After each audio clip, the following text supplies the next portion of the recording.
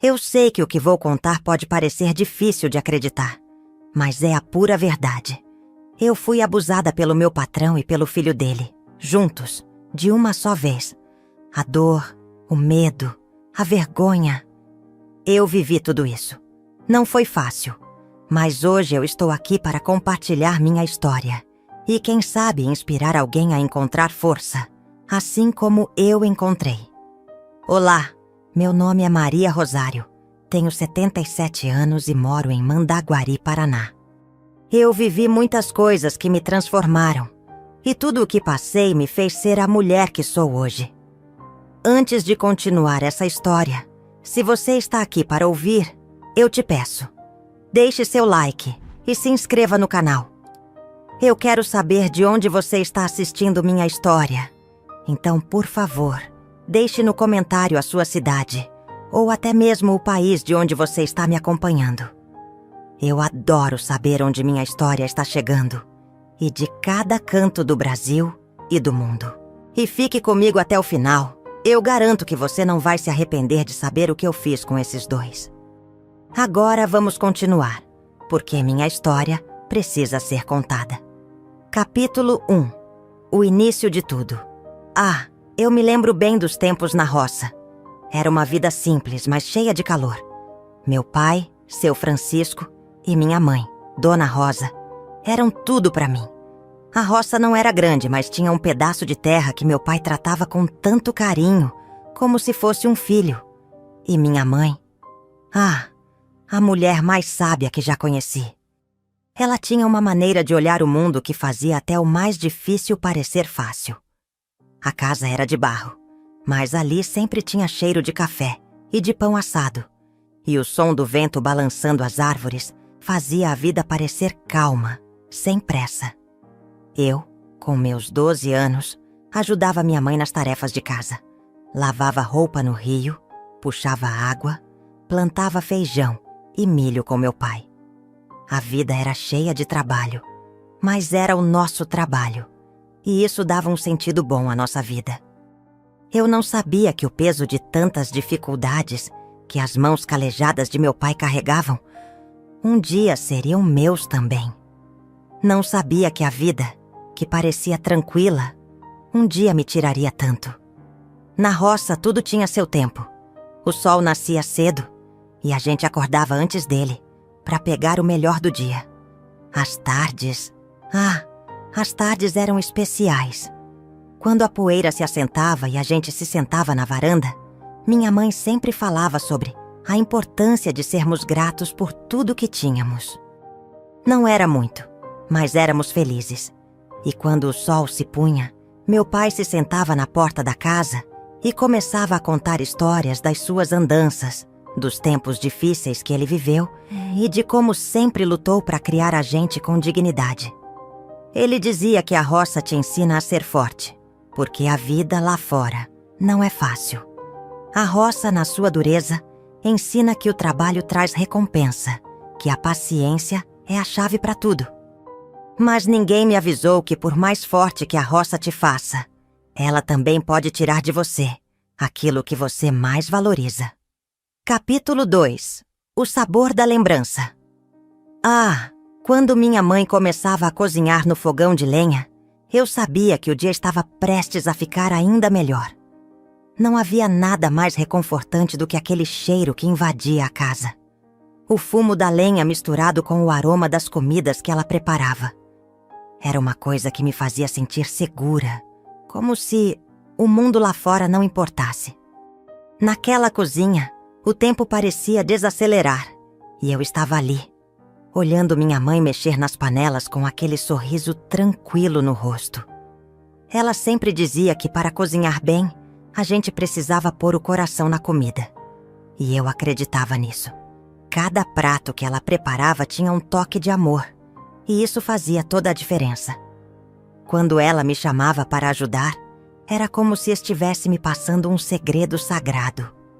Eu, com meus olhos curiosos, ficava observando os gestos dela, os temperos que ela usava, as mãos que moviam as panelas com tanta precisão, como se ela soubesse de cor tudo o que estava fazendo. E de tanto ver, fui aprendendo também. Minha mãe fazia de tudo um pouco. Feijão tropeiro, arroz com pequi, frango caipira com quiabo. E o cheiro do café coado na hora? Ah, não tem comparação. Eu me lembro de ficar ali ao lado dela, mexendo a panela de arroz ou batendo a massa do pão. E ela sempre me ensinando devagarinho como fazer da maneira certa. Não era só sobre cozinhar, era sobre compartilhar momentos, sobre aprender a cuidar da casa e da família, como minha mãe fazia com tanta dedicação. Ela me ensinou a fazer o pão de milho que a gente comia nas tardes de domingo, com a manteiga derretendo e o cheiro se espalhando pela casa. Me ensinou o doce de leite, que ela fazia no fogão de lenha com tanto carinho, mexendo até o ponto certo, como se fosse uma arte.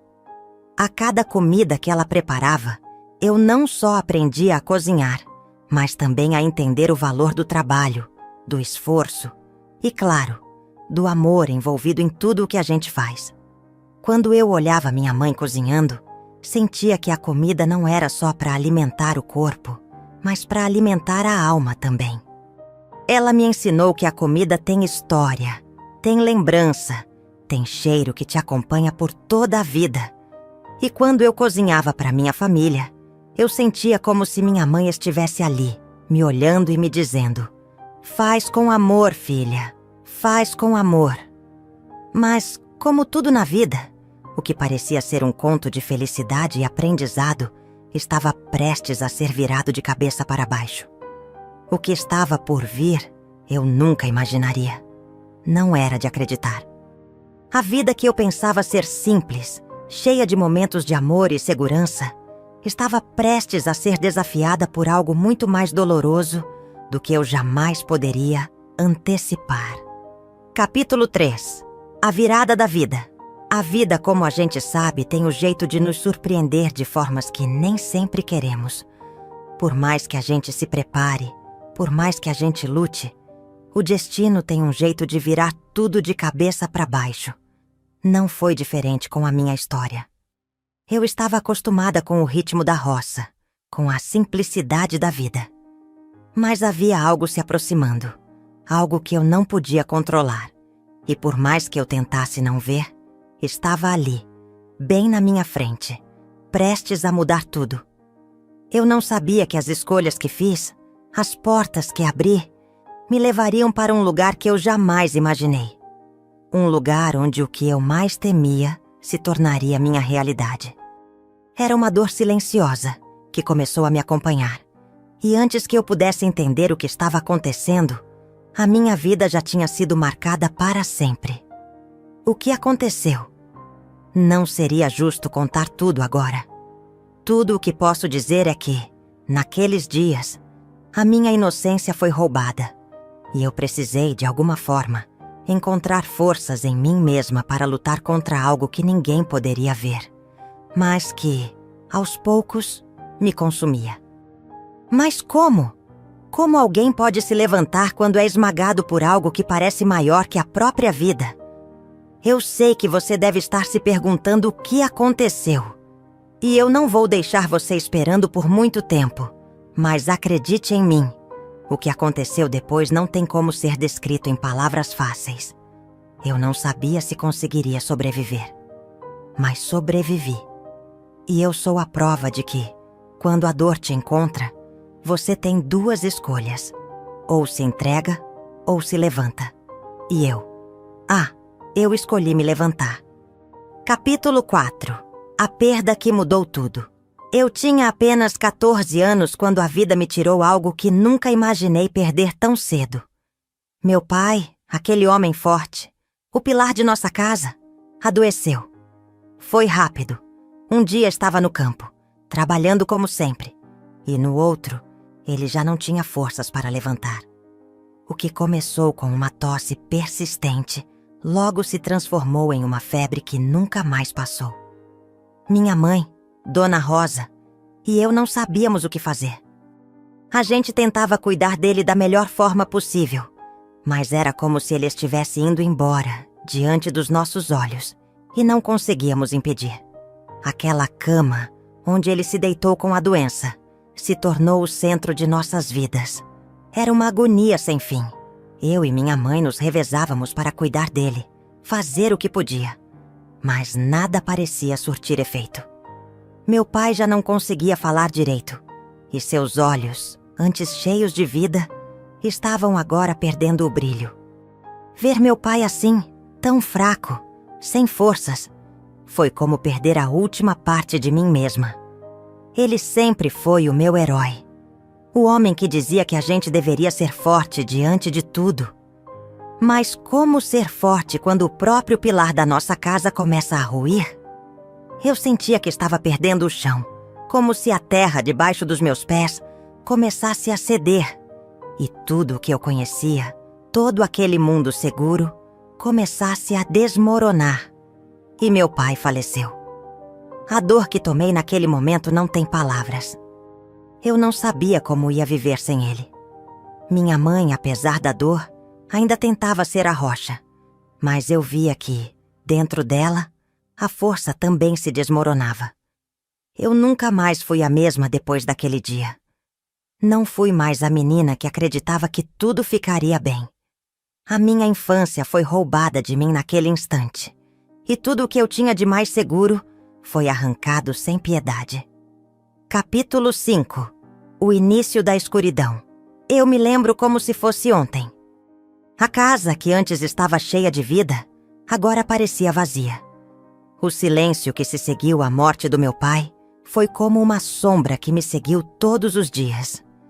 Minha mãe tentava ser forte, mas eu sabia que dentro dela a dor era imensa, assim como a minha. Mas eu não sabia o que fazer com aquela dor.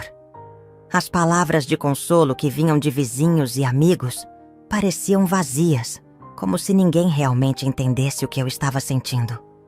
Com o tempo, minha mãe e eu tentamos continuar, mas o peso da ausência de meu pai era insuportável.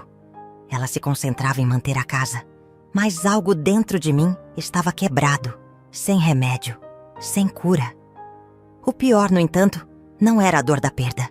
O pior estava começando a aparecer nas sombras.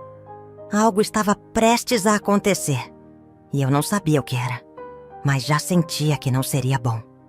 Eu nunca imaginei que a próxima reviravolta viria de um lugar que eu nunca imaginaria. Os dias se passaram, e eu me senti cada vez mais perdida, sem rumo. Foi então que ele apareceu. Alguém que até então era apenas uma presença distante na minha vida. Mas logo ele se tornaria a razão de tudo o que estava para acontecer. E, quando eu me dei conta, a minha vida já não me pertencia mais. A coisa mais sombria que eu poderia imaginar estava começando a me consumir, e eu não sabia o que fazer. E aqui vai o pior de tudo. Eu não sabia que estava prestes a perder mais do que apenas a figura de meu pai. A escuridão estava tomando conta de mim de uma maneira que eu não podia mais controlar. Mas o que viria depois? Eu nem sabia se conseguiria sobreviver. Só sei que foi nesse momento que a verdadeira luta começou. Capítulo 6. O peso da dor. Eu estava tentando seguir em frente, mas o vazio da casa era imenso. Quando meu pai completou 1 ano de falecido, eu já não sabia mais o que fazer para aliviar a dor. Minha mãe, que sempre foi o alicerce da nossa casa, começou a ficar estranha. Ela, que antes tinha tanta energia para cuidar da gente, agora parecia sempre cansada. As manhãs, que antes começavam com o cheiro do café e a luz suave entrando pela janela, estavam agora sombrias, com ela sempre se queixando de dores nas costas e nos rins. Eu tentava ajudar da melhor maneira que podia. A lembrança de meu pai, ainda tão presente em minha memória, me deixava com uma sensação de impotência. Eu não sabia como lidar com a perda dele. E agora, ver minha mãe assim, doente, parecia que o mundo estava desabando de novo. A cada dia, as dores de minha mãe pareciam piorar, e eu fazia de tudo para aliviar o sofrimento dela. Eu sabia que a minha vida estava mudando novamente, mas não conseguia ver o que estava por vir.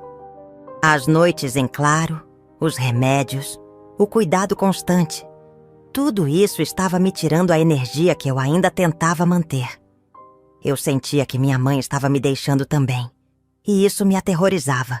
Com o tempo, ela começou a parar de falar, se fechando mais e mais. Eu via a dor dela crescer, e com ela, o meu medo de que a perda que já tinha me marcado começasse a me consumir novamente. Eu me vi na mesma posição, cuidando dela como ela cuidou de mim, mas a dor em meu peito não desaparecia. Eu me sentia mais sozinha a cada dia, mas não podia deixar que isso transparecesse. Não podia mostrar fraqueza, porque minha mãe precisava de mim. Mas o que eu não sabia era que esse cansaço, esse desespero que eu sentia, estava prestes a ser só o começo de uma dor muito maior. Capítulo 7. A última perda. Quando eu completei 21 anos, minha mãe já estava tão fraca que mal conseguia sair da cama. Eu não conseguia entender o que estava acontecendo. Ela, que sempre foi a mulher mais forte que eu conheci, agora não conseguia nem se levantar. O tempo parecia estar nos engolindo, e as memórias da minha infância, quando tudo era simples e cheio de esperança, começaram a desaparecer. Eu já não tinha mais as manhãs tranquilas, o cheiro do café, ou as risadas de minha mãe me ensinando como cozinhar no fogão de lenha. Eu me vi de novo naquela posição que eu temia, cuidando de alguém que me era tão importante, tentando ser forte para ela, enquanto a dor me esmagava por dentro.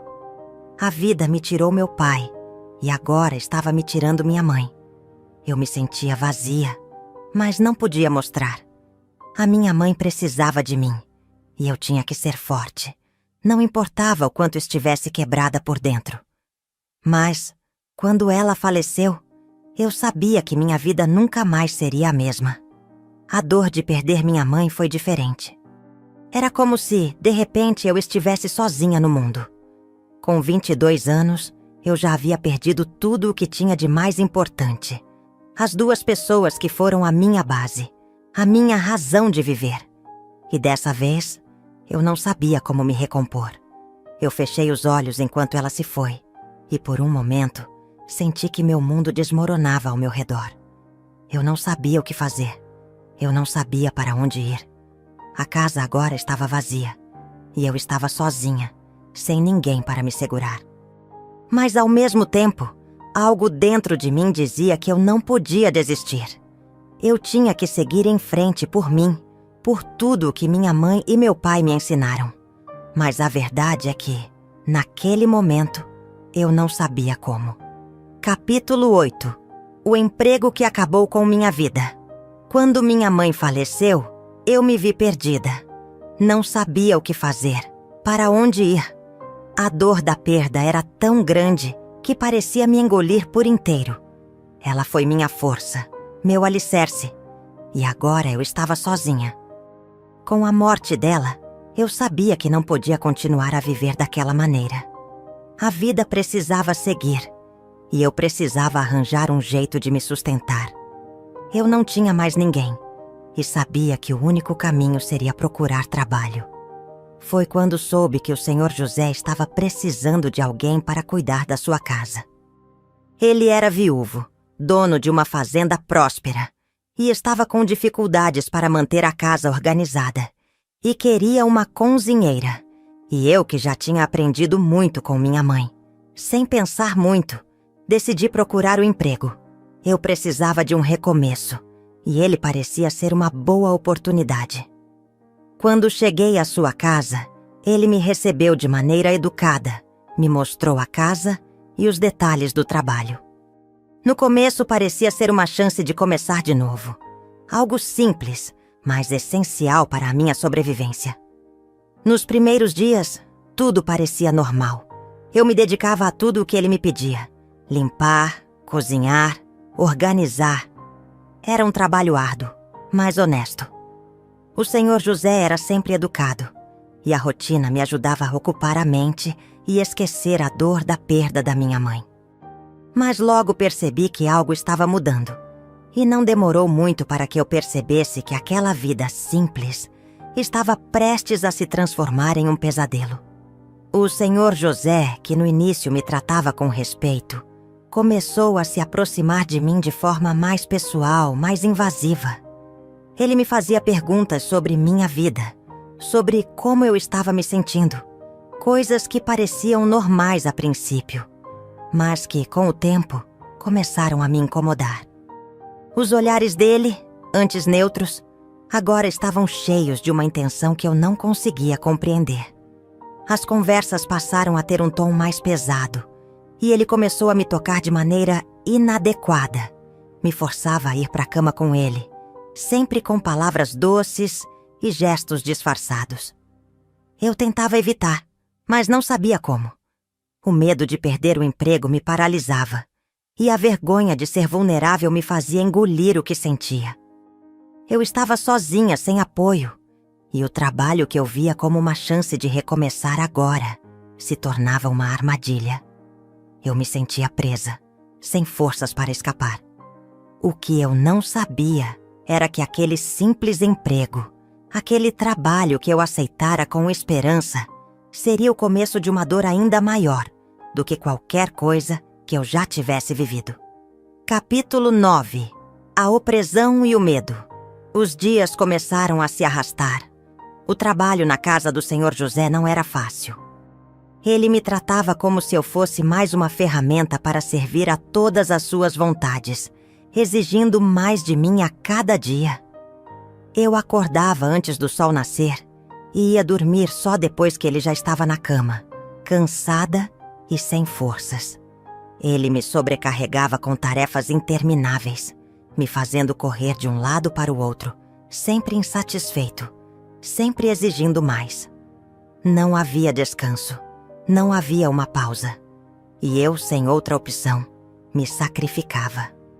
Tentava fazer tudo da melhor maneira possível, mesmo quando meu corpo já pedia socorro.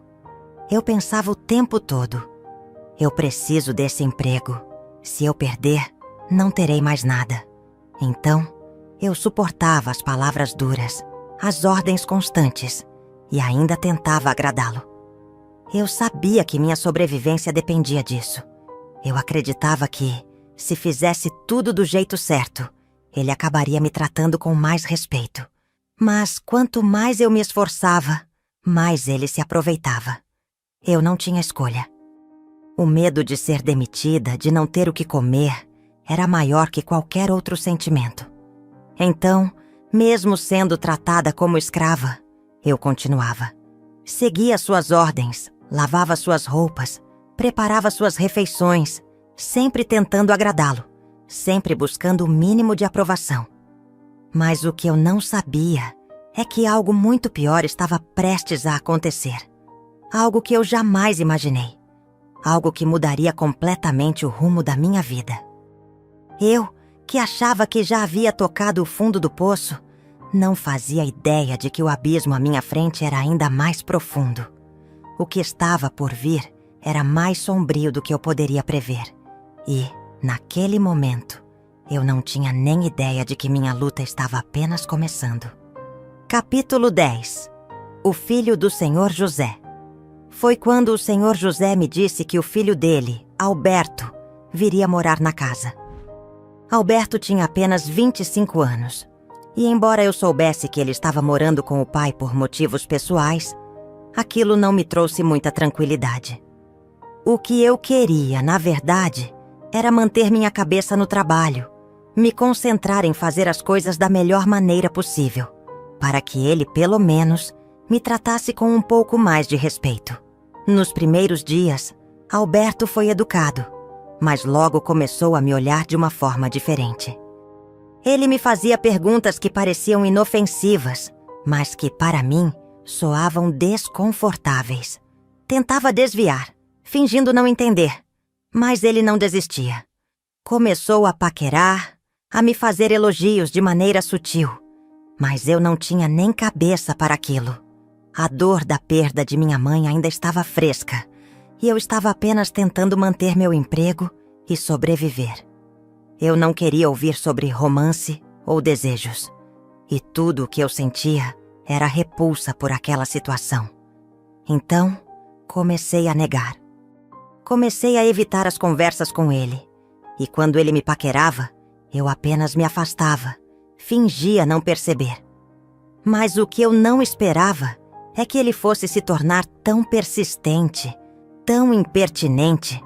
Ele era igual ao pai, só que mais jovem. E sua maneira de me olhar era exatamente a mesma de Senhor José.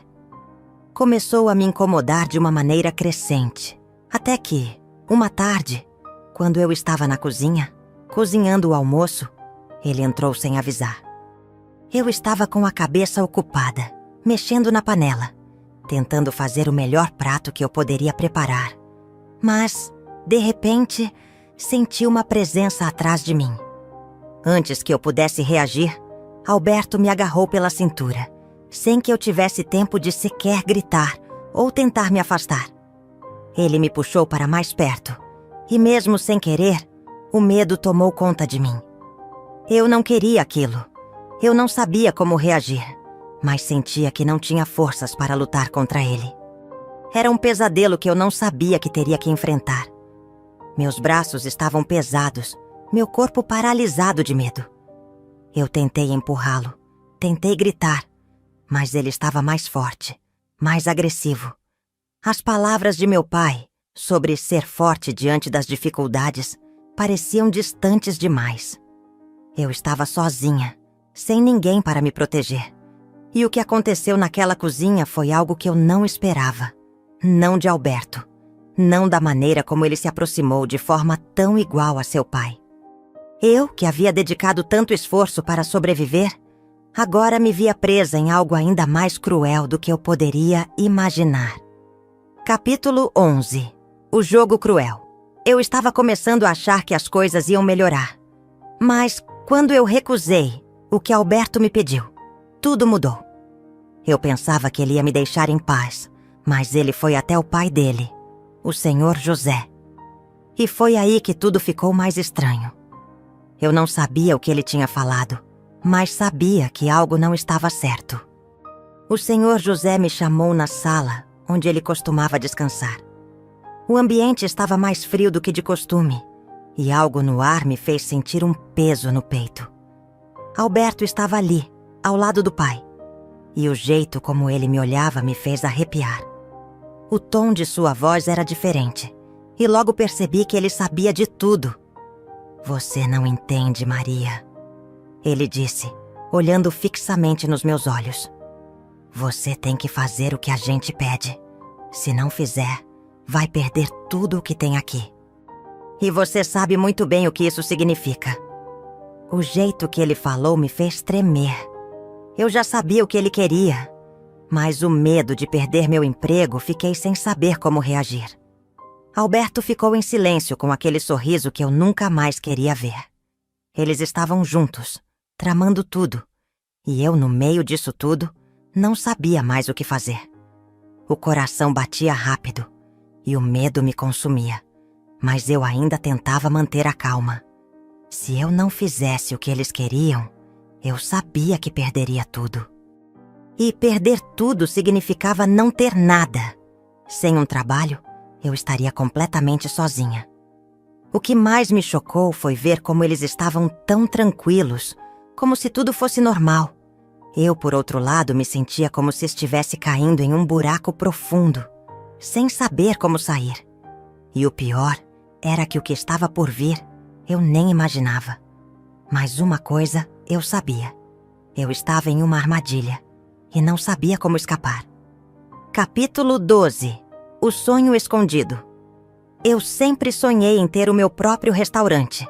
Desde pequena, quando ajudava minha mãe na cozinha, eu já imaginava como seria trabalhar em um lugar só meu, onde as pessoas viriam para comer as comidas que eu prepararia com tanto carinho.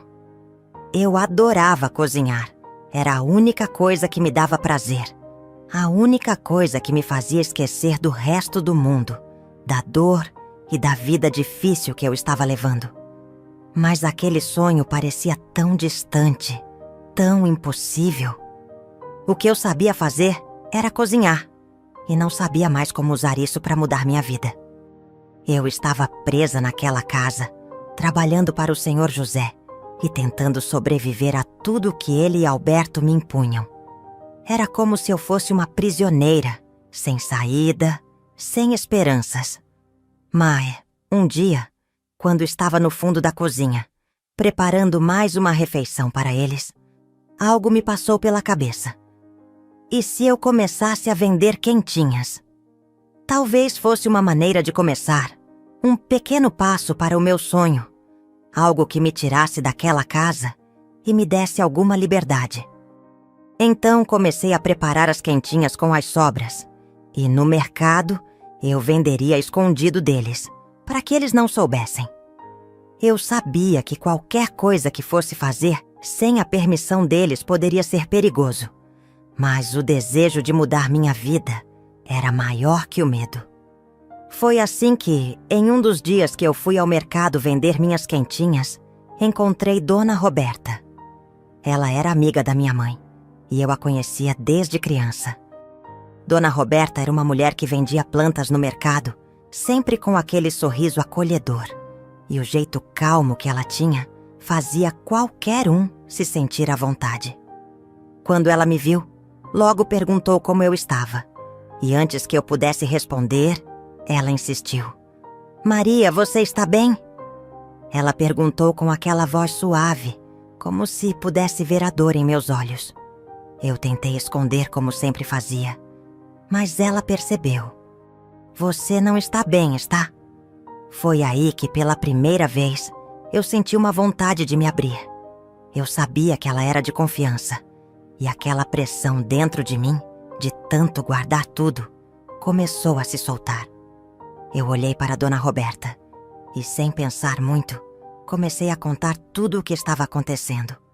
Falei sobre o Senhor José, sobre o que ele fazia, sobre Alberto e como eu estava vivendo sem poder fazer nada para mudar. Não sei porquê, mas falar para ela foi como tirar um peso enorme dos meus ombros. Dona Roberta me ouviu com atenção e, quando terminei, ela ficou em silêncio por um momento, me olhando com aqueles olhos cheios de compreensão. Então, ela disse algo que eu nunca imaginei ouvir. "Maria, você não está sozinha. Eu vou te ajudar. Eu sei o que você está passando e vou te ajudar a dar o primeiro passo para sair dessa situação." Ela era uma mulher simples, mas eu sabia que ela tinha um coração generoso, e sua ajuda era o começo de algo que eu nem imaginava ser possível. Dona Roberta, com sua loja de plantas, já sabia o que era lutar por uma vida melhor. Ela havia passado por dificuldades também, mas não tinha deixado nada abarrá-la. E agora, ela estava disposta a me ajudar a alcançar o meu sonho. Capítulo 13. A ajuda de Roberta. Dona Roberta me olhou com seriedade, e quando ela falou, o tom de sua voz me fez prestar atenção de verdade. "Maria, eu sei o que você está enfrentando. Eu já passei por isso também, e você não precisa ficar sozinha." Ela olhou para as plantas ao redor dela, e com uma calma inexplicável, pegou uma pequena sacola de plástico. "Essas plantas, elas têm um poder. Não é algo comum, mas se usadas da maneira certa na comida, podem fazer com que quem está te machucando perca a vontade de fazer mal a você, de te controlar. Eles vão desaparecer aos poucos, sem saber o que está acontecendo. Ninguém percebe. E no fim, eles são engolidos pelo próprio veneno, sem nem perceber." Eu fiquei parada, olhando para aquelas plantas. O que ela estava me oferecendo parecia uma solução. Eu teria que me vingar deles. Não podia suportar mais aquilo. Mas a dor que eu sentia, o medo constante, a opressão, tudo isso me cegou para qualquer outra possibilidade. Eu peguei as plantas, hesitando por um momento, mas algo dentro de mim me dizia que aquilo era uma chance de finalmente ter um pouco de controle sobre a minha vida. "Obrigada, Dona Roberta", eu disse com a voz falhando, mas sem coragem para dizer mais. Aquelas palavras não eram mais minhas. Eu estava tomando uma decisão que não sabia mais se conseguiria voltar atrás. Voltei para a casa do Senhor José com as plantas na mão, meu coração batendo forte. A tensão que senti quando entrei na casa foi algo que nunca havia experimentado antes. Eu sabia que aquilo era errado, e então escondi as plantas e fiquei pensativa sobre aquilo. Eu tinha decidido que não iria aguentar a ficar ali mais. Quando cheguei ao meu quarto, um calafrio percorreu minha espinha. Algo estava no ar, uma sensação que me fazia tremer. Foi aí que vi. Eles estavam lá, na cama, me esperando. O senhor José e Alberto nus, com expressões de uma expectativa sombria nos rostos. Quando me viram, começaram a rir, de um jeito que me deixou ainda mais nervosa. O medo apertou meu peito, mas eu tentei me controlar, tentando manter a calma. "Vem aqui, Maria!" disse o senhor José com aquele tom autoritário. "Tire a roupa, agora!" Eu tentei resistir. "Não", falei tremendo. "Eu não vou fazer isso." Mas a reação deles foi imediata. Eles não aceitavam não como resposta. Eles se aproximaram, e quando eu dei um passo para trás, eles vieram para cima de mim com uma força que eu não imaginava. Eu lutei, tentei empurrá-los, mas o medo e a dor me faziam fraca. Não importava o quanto eu tentasse, eu estava sem forças, sem poder. Eles me pegaram à força, me tirando de qualquer controle. E, no meio de tudo isso, eu me sentia impotente. Era como se eu estivesse presa em um pesadelo do qual não conseguia acordar. A sensação de ser invisível, de não ser mais dona da minha própria vida, estava me consumindo. E naquele momento, tudo o que eu queria era desaparecer, sumir dali. Mas antes de eu sair daquela casa, eu precisava me vingar deles. Não poderia deixar que eles fizessem o que fez comigo com outras mulheres. Capítulo 14. A minha vingança. Eu não sabia mais o que fazer. Minha mente estava a mil, e o medo ainda me consumia por dentro. Mas ao mesmo tempo, algo dentro de mim estava mudando. Algo que eu nunca imaginei que faria. O que eu estava sentindo não era mais só medo, era raiva. Raiva de tudo o que eu tinha passado, de tudo o que eles me fizeram. Eles, o senhor José e Alberto, estavam me esmagando, me fazendo sentir como uma sombra em minha própria vida. Mas agora, a raiva tomou conta de mim de tal forma que não consegui mais ignorar. Eu precisava agir. Foi quando lembrei das plantas que Dona Roberta me deu. Naquele momento, tudo fez sentido. Elas seriam minha chance. Elas iriam me dar o controle de volta. Eu tinha que fazer isso. Eu sabia que se não tomasse uma atitude, nada mudaria. Eles continuariam me tratando como uma escrava, como algo sem valor. Fui até a pequena sacola com as plantas que Dona Roberta me entregou e, com cuidado, comecei a prepará-las. Eu sabia o que tinha que fazer. Cada folha, cada pedaço, tinha o poder de fazer com que eles perdessem a vontade de me fazer mal. O veneno estava ali, discreto, oculto. E sem que eles soubessem, eu começaria a usar aquele veneno contra eles. Pensei em tudo o que me fizeram. Os olhares, as ameaças, os toques forçados. A dor que eu carregava era imensa. Mas a vingança... A vingança era a única coisa que me dava forças para seguir em frente. Eu não queria que aquilo fosse fácil. Eu queria que eles sentissem, que eles soubessem o que é ser impotente, o que é ser esmagado sem poder lutar. Naquela noite, quando preparei o jantar para eles, eu coloquei as plantas nas comidas. Misturei nas panelas de feijão, no arroz e no frango que preparei. Tudo estava sendo feito lentamente, mas com cada gesto, eu sabia que estava tomando controle da minha vida, que estava fazendo justiça. Eles comeriam, mas sem saber o que estava em sua comida. Sem saber que eu estava me vingando deles. Uma mordida de cada vez. Quando os vi se sentando à mesa, com os olhos esperançosos, confiantes, eu sabia que não havia mais volta. Eu não tinha mais medo. Eu tinha feito a escolha de me libertar. E agora era hora de eles sentirem o que eu senti. Capítulo 15. O alívio da liberdade. Eu nunca pensei que chegaria a esse ponto. O Sr. José e Alberto foram envenenados, mas não foi de imediato. O veneno foi lentamente, aos poucos, minando suas forças, enquanto eu saía da casa deles, sem olhar para trás. Naquela noite, quando saí, senti um peso saindo dos meus ombros, mas ao mesmo tempo, algo dentro de mim me fazia questionar se eu estava fazendo o certo.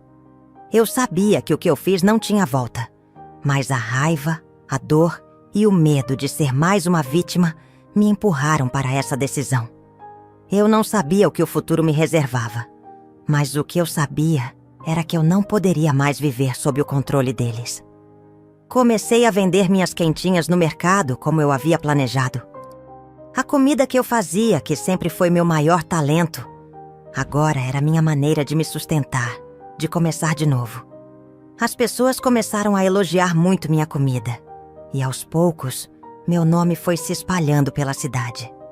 Todos falavam sobre como meus pratos eram deliciosos, como as quentinhas que eu preparava tinham um sabor único. Eu estava fazendo o que eu mais amava, cozinhando. E com o tempo, as quentinhas se tornaram populares. E eu comecei a ganhar o suficiente para viver sem depender de ninguém.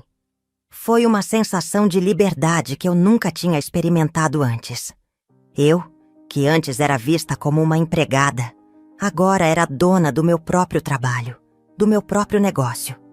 E tudo isso graças à comida, ao meu talento que eu finalmente consegui mostrar para o mundo. Mas o que me chocou foi saber, meses depois, que o Sr. José e Alberto haviam falecido. Eles não resistiram aos efeitos do veneno que eu havia colocado em suas refeições. Quando soube disso, uma onda de alívio me tomou. Uma sensação de que, finalmente, eles não seriam mais capazes de fazer mal a nenhuma mulher. Eu sabia que, apesar de tudo o que havia acontecido, agora eles não podiam mais me ferir, nem a ninguém.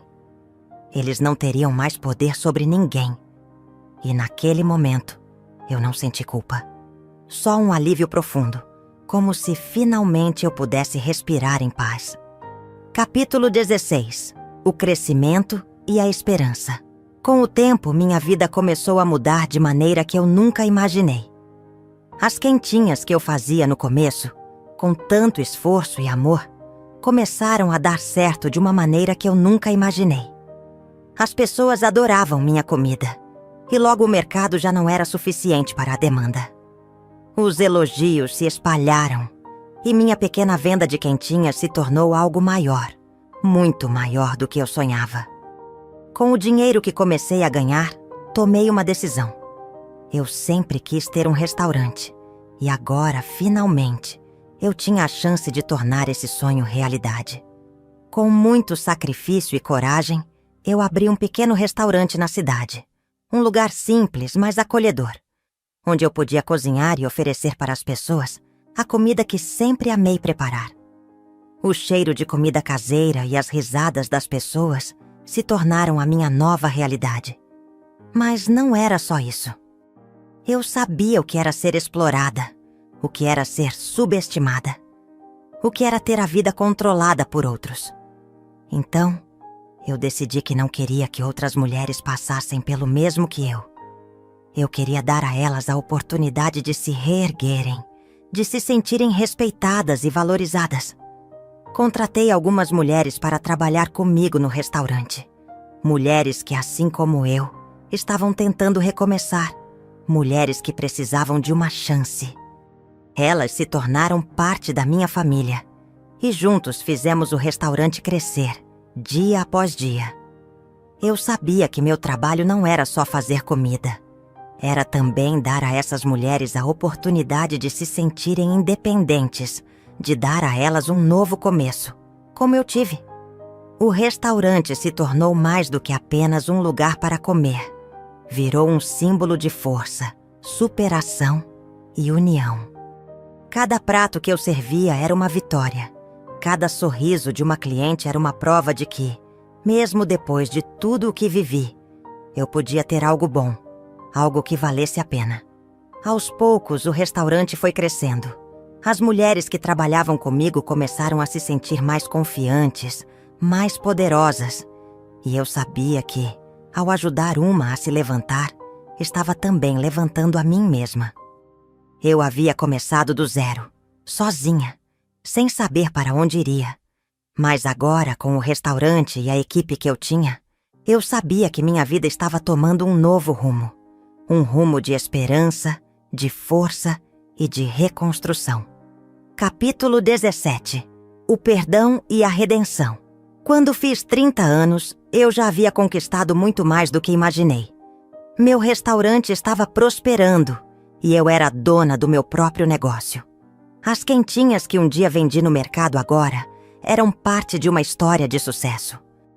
Eu tinha o respeito das pessoas e mulheres que um dia estiveram na mesma situação que eu, agora trabalhavam ao meu lado, ajudando a construir algo maior do que todos nós.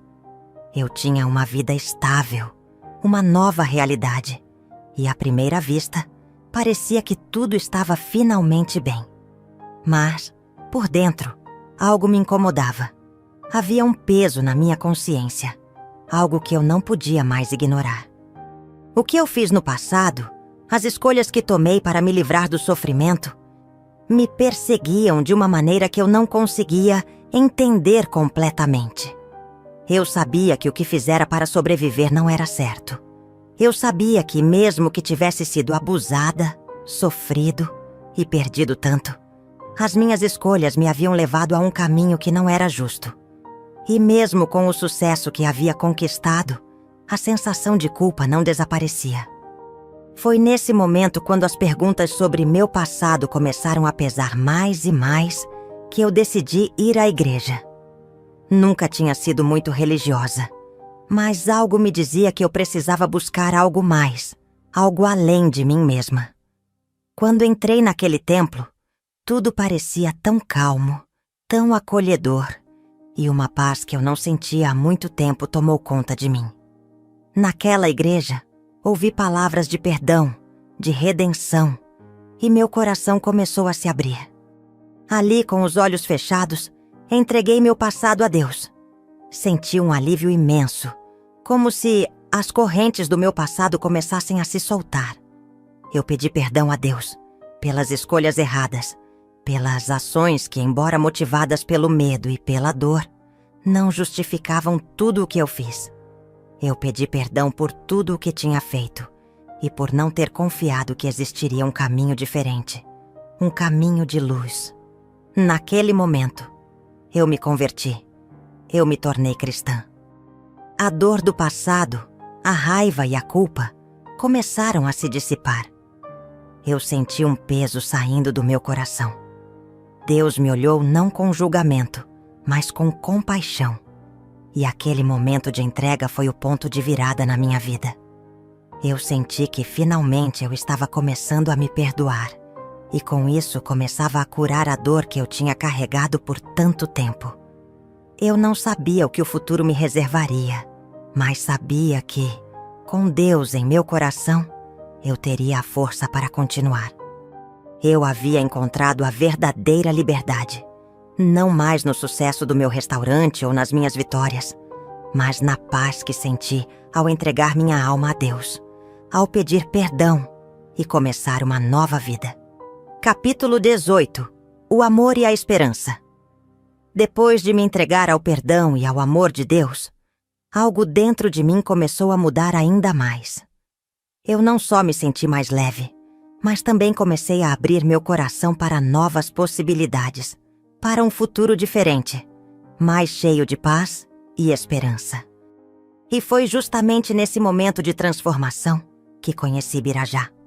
Ele frequentava a mesma igreja que eu, sempre com um sorriso acolhedor e um jeito gentil que me chamava a atenção. Birajá era o tipo de homem que, quando falava, transmitia calma e segurança. Ele tinha um olhar sincero, e a maneira como ele tratava as pessoas com tanta bondade me fez perceber que havia sim um amor verdadeiro e puro que poderia existir entre duas pessoas, independentemente do passado. Eu me sentia confortável ao conversar com ele, como se já o conhecesse de outras vidas. Ele me ouviu, sem julgamentos, e foi acolhedor em todos os momentos. Birajá nunca me fez sentir que o que eu passei era algo que me definia. Ele me respeitava, me entendia, e isso foi algo novo para mim. Pela primeira vez, eu me senti inteira, aceita, sem o peso do passado me sufocando. Com o tempo, nossas conversas se tornaram mais frequentes, e o que começou como uma amizade sólida se transformou em algo mais. O carinho que eu sentia por Birajá crescia a cada dia, e o mais bonito de tudo era saber que ele também sentia o mesmo. A confiança que eu construí em mim mesma agora estava sendo refletida no nosso relacionamento. Juntos começamos a ver a vida com novos olhos, uma vida cheia de sonhos, de risos e de planos. Birajá me pediu em namoro em um dia tranquilo, depois de um culto na igreja. Eu fiquei surpresa, mas algo dentro de mim já sabia que aquilo era o próximo passo. A felicidade e a paz que eu sentia ao lado dele me mostraram que, sim, eu merecia ser amada de forma verdadeira. Nosso namoro floresceu, e em pouco tempo, nós decidimos nos casar. Nosso casamento foi simples, mas cheio de significado. Estava marcado por nossa fé, pela nossa união e pela compreensão de que o amor que eu sempre sonhei em ter finalmente estava ao meu alcance. Quando disse sim a Birajá, eu não estava apenas dizendo sim a ele, mas ao meu futuro, a nova vida que Deus me preparou. Longe das sombras do passado, eu encontrei não só um marido, mas um companheiro. Alguém com quem poderia dividir meus sonhos, minhas alegrias e até as dificuldades. Eu estava finalmente vivendo o amor que sempre mereci. A vida me surpreendeu mais uma vez quando eu tinha 45 anos. Depois de tantos anos de luta e recomeços, eu estava pronta para viver a experiência de ser mãe. Nunca imaginei que isso aconteceria naquela fase da minha vida. Mas, com Birajá ao meu lado, tudo parecia possível. Quando soube que estava grávida, a felicidade invadiu meu coração. Não era algo que eu esperava, mas foi uma das melhores surpresas da minha vida. Tive 2 filhos, Alex e Rose. Alex com sua energia contagiante, sempre cheio de perguntas e curiosidades. E Rose com sua doçura e olhar sereno que me encantava a cada dia. O amor que eu sentia por eles era algo indescritível, algo que eu não sabia que existia dentro de mim. Quando eu olhava para eles, via todo o significado do meu caminho, das minhas escolhas, e sentia que cada dor que passei havia valido a pena para chegar até ali. Com Birajá e os meus filhos, eu finalmente tinha a família que sempre sonhei, a família que sempre quis formar. A casa estava cheia de risos, de brincadeiras, de histórias contadas na hora de dormir. Eu, que um dia fui uma mulher solitária, agora me sentia rica de amor, rica de felicidade. E os anos passaram. Alex e Rose cresceram, e a casa que antes parecia vazia, agora era um lugar cheio de vida. Um dia, Alex e Rose me deram o maior presente que uma mãe poderia receber: netos. Eu me tornei avó, e o que eu senti no momento em que segurei meus netos nos braços foi algo que eu nunca imaginei viver. A alegria, o amor e a realização de ver a continuidade da minha família me enchiam o coração de felicidade. Hoje, quando olho para minha vida, vejo que cada passo, cada escolha, cada dor que vivi, me trouxe até aqui. Fui uma mulher que sofreu, mas também fui uma mulher que se reergueu, que encontrou forças para seguir em frente. E mesmo com todas as dificuldades, hoje eu posso olhar para os meus filhos, meus netos e meu marido e ver que, finalmente, encontrei a paz que tanto procurei. Eu passei por momentos de medo, de luta, de vingança, mas tudo isso me moldou para ser a mulher forte e resiliente que sou hoje. Cada sorriso dos meus filhos e netos, cada refeição que preparo, Cada dia que acordo com um coração em paz me faz saber que, no fim, a minha jornada valeu a pena. Se você está assistindo a minha história, saiba que não importa o quão difícil seja o seu caminho, há sempre uma chance de recomeçar, de mudar, de buscar a felicidade que você merece. A vida não é fácil, mas com fé, coragem e amor, nós podemos superar qualquer coisa. Se você gostou da minha história, deixe aqui nos comentários o que você achou. E me diga, você acha que eu fiz a coisa certa para me livrar dos abusos que vivi? Eu adoraria saber sua opinião e também de onde você está assistindo minha história. Eu adoro saber onde minhas histórias chegam, de cada canto do Brasil e do mundo. Não se esqueça de deixar o like e se inscrever no canal para mais histórias como essa. Obrigada por me acompanhar até aqui. E lembre-se, nunca é tarde para recomeçar.